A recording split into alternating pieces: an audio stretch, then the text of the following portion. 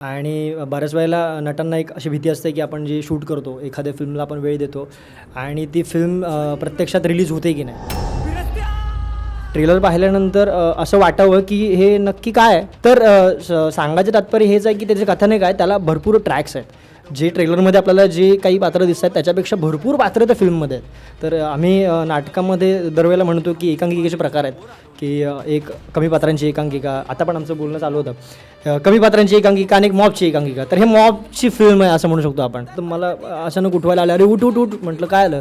तर अरे तुला पण बोलवलं दादाने. आणि तिथून दादा असा माईकवरती ओरडतोय, बबन्या बबन्या. म्हटलं काय झालं. मग गेलो, नंतर बोलतोय तर दे मशाला आता त्याच्या. आणि म्हटलं अरे तर मग लिटरली तो जो मुलगा होता, हां तो क्रूमधला मुलगा होता, त्याचे कपडे मी घातले आणि तिथे तो कॉस्ट्युम डिसाईड झाला. आणि मग त्या शो ती ऑन दी स्पॉट